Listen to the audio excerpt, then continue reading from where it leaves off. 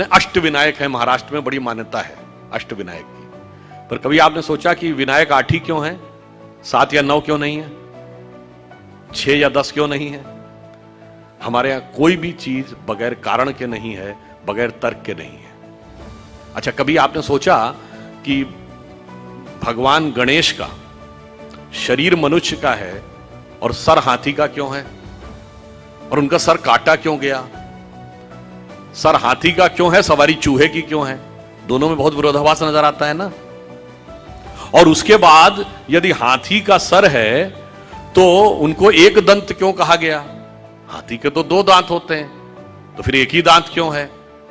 और अगर एक ही दांत रहना था तो एक ही दांत होना चाहिए था उनकी मूर्ति में, वो दूसरा दांत टूटा हुआ क्यों है?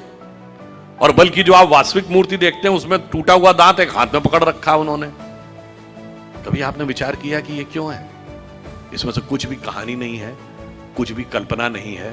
और गणेश जी किसके देवता हैं? रिद्धि और सिद्धि के देवता हैं, यानी संपूर्ण सिद्धियां गणपति की आराधना से मिलती हैं। और गणेश जी पुत्र किसके हैं? शिव पार्वती के। और शिव ने ही सारे आगम ग्रंथ दिए हैं, यानी जिसको आप कहते हैं ना, आपकी चेतना के जागरण के सारे स्वरूप भगवान शिव ने दिए हैं। अब समझिए गणपति के सारे जो स्वरूप हैं इनका अर्थ और तात्पर्य क्या है।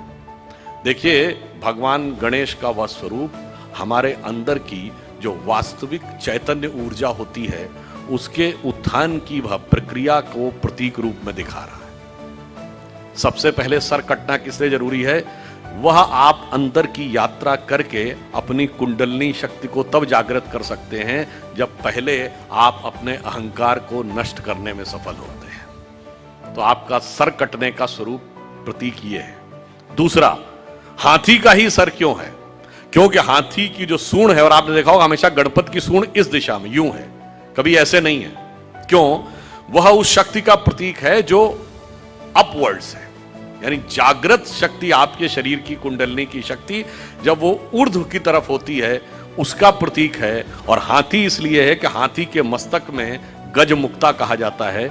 माना जाता है कि हाथी के यहां मस्तक में एक मुक्ता है तो वो ब्रह्मरंध्र का प्रतीक है।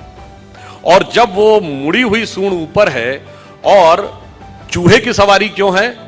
क्योंकि चूहा जमीन के अंदर जाकर अपना बिल बनाता है।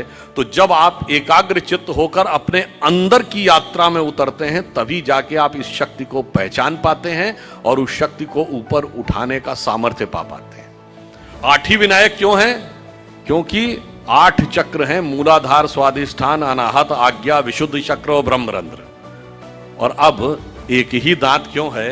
क्योंकि जब आप आज्ञा चक्र से ऊपर जाते हैं तब द्वैत के साथ वह यात्रा नहीं हो सकती, यानी संसार और ब्रह्म 2 में से एक को ही चूज करना पड़ता है।